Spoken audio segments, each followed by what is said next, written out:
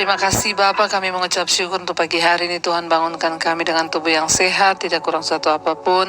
Karena itu Tuhan, kami mau memulai hari kami dengan firman-Mu. Kami percaya firman Tuhan adalah landasan yang terbaik bagi hidup kami untuk kami menjalaninya di dunia ini, sehingga kami dapat mencapai perkenanan Tuhan. Urapi hamba-Mu yang tidak ada apa-apanya, urapi setiap kami, di dalam nama Yesus kami berdoa bersyukur. Haleluya.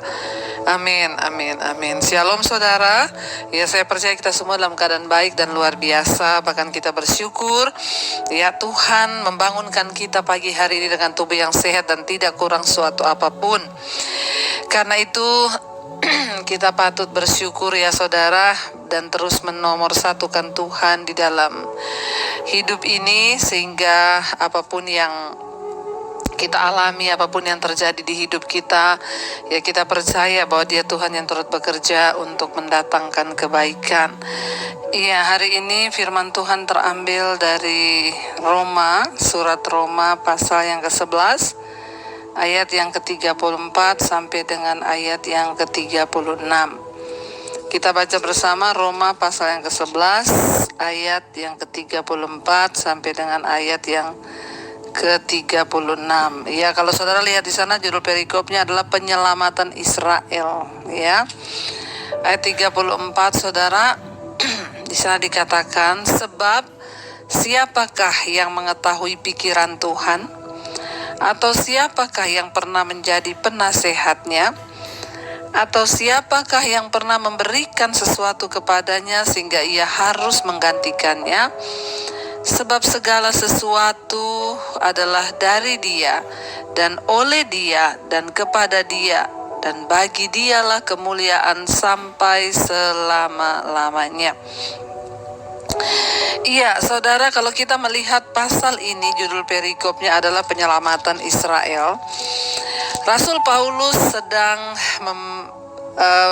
menjelaskan, menunjukkan pada pasal ini itu tentang bagaimana orang Yahudi dan bangsa-bangsa lain ya saling memberi ya manfaat kapanpun Allah menunjukkan kemurahan ya kepada sebuah bangsa ya atau kepada bangsa yang lainnya ya.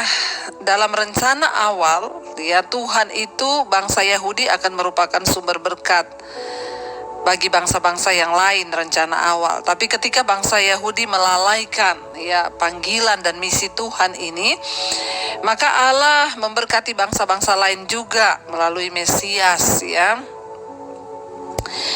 Dia masih mempertahankan kasih-Nya bagi bangsa Yahudi karena janji-janjinya kepada Abraham, Ishak dan Yakub. Hak istimewa dan undangan dari Allah yang diberikan kepada Israel tidak akan pernah ditarik kembali. Bangsa ini adalah bangsa pilihan Tuhan. Ya, dan kita tahu ya, namun suatu hari kelak semua orang Yahudi yang setia dan ikut menikmati kemurahan Allah ini. Rencana Tuhan tidak akan pernah hilang ya dan terhalang. Tuhan yang akan menunjukkan kemurahan-Nya atas mereka semua untuk gambaran yang indah tentang bangsa Yahudi dan juga bangsa-bangsa lain. Ya, di sini juga kalau kita mengambil arti rohaninya saudara, di dalam hidup kita ini seringkali ada banyak hal yang kita tidak bisa mengerti. Ada orang-orang yang ya kayaknya kita lihat dia itu berdosa banget, hidupnya itu waduh kayak gimana gitu ya, tapi pada akhirnya dipilih oleh Tuhan.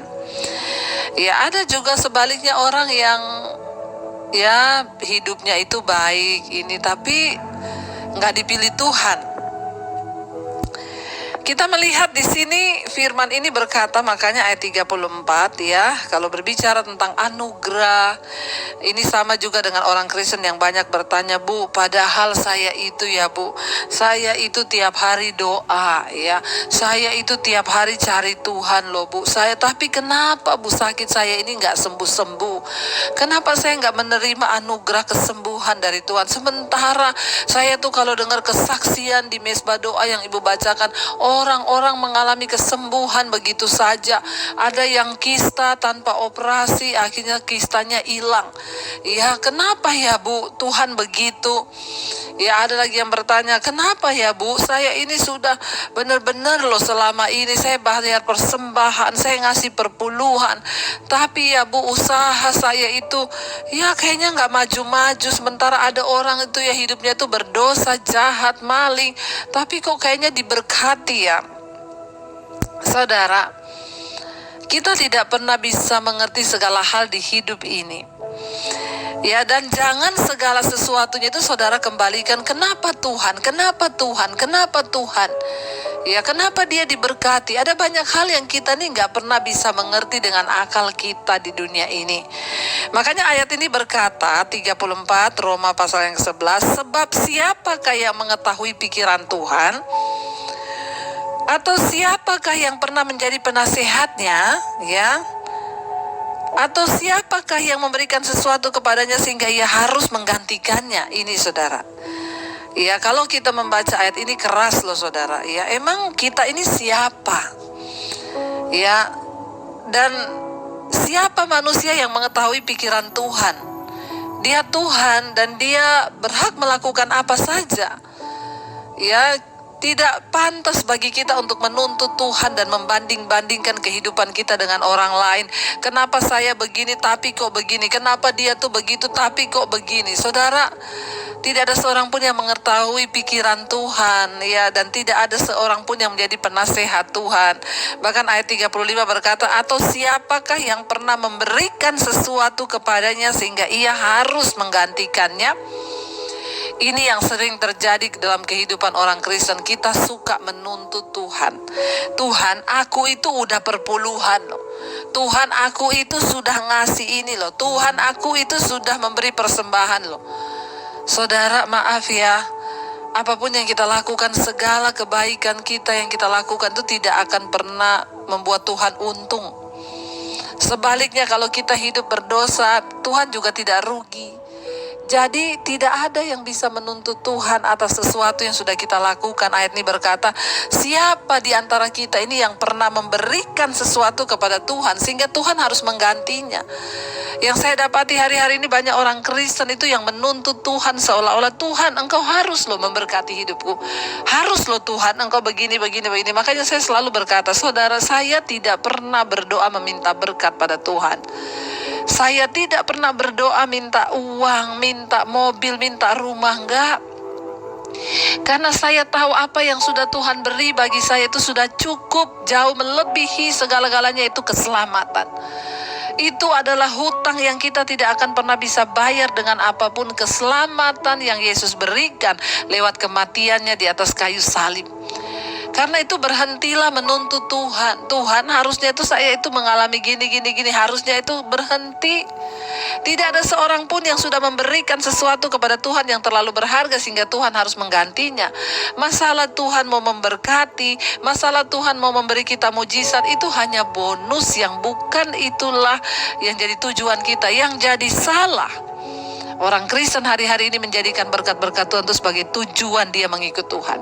Kalau aku ikut Tuhan, tokoku harus diberkati. Kalau aku ikut Tuhan, maka usahaku harus diberkati. Kalau aku ikut Tuhan, aku harus sehat. Kenapa kita memuji menyembah Tuhan? Kenapa kita percaya Tuhan? Bukan cuma supaya kita diberkati, bukan cuma supaya kita sembuh, kita sehat. Kenapa kita percaya Tuhan? Karena dialah yang memberikan hidup sampai pada kekekalan. Itu sudah lebih dari segala-galanya. Itu cukup, saudara. Siapa yang sudah memberikan sesuatu pada Tuhan sehingga Tuhan harus menggantinya? Ya, enggak ada. Karena itu ayat 36 berkata, sebab segala sesuatu adalah dari Dia, ya, dan oleh Dia, dan kepada Dia, dan bagi Dialah segala kemuliaan. Apapun yang ada di hidup ini, baik itu nafas kita, kekuatan kita, tubuh kita, harta kita, uang kita, dan segala sesuatu itu dari Tuhan. Ya, dan itu adalah oleh Tuhan, dan harusnya kita kembalikan kepada Tuhan, karena bagi Dialah segala kemuliaan. Mari kita menyadari akan hal ini sehingga kita berhenti menjadi orang Kristen yang terus-menerus menuntut Tuhan. Rasanya Tuhan itu harus melakukan sesuatu yang kita inginkan. Mari kita belajar mengasihi Tuhan itu lebih dari segala-galanya, saudara. Kita menaikkan pujian, Yesus segalanya bagi kami. Terima kasih Bapa, ajar kami menjadikan Engkau segala-galanya di hidup kami Tuhan. Engkau segala-galanya yang harus kami puji, kami sembah. Tidak ada lain, tidak ada lagi protes, tidak ada lagi tuntutan. Kami mengikut Tuhan. Kami mau mengikut Engkau hanya karena satu hal, keselamatan jiwa yang sudah Tuhan berikan buat kami. Segala-galanya itu kami harus jalani di dunia ini dengan kekuatan yang daripada-Mu Tuhan. Kau segalanya bagiku, Kau segalanya di hidupku. Ku angkat tangan menyembah-Mu, ku angkat suara memuji-Mu. Kau segalanya Tuhan, Kau segalanya bagiku, Kau segalanya, Kau segalanya di hidupku. Ku angkat tangan menyembah-Mu, ku angkat suara memuji-Mu.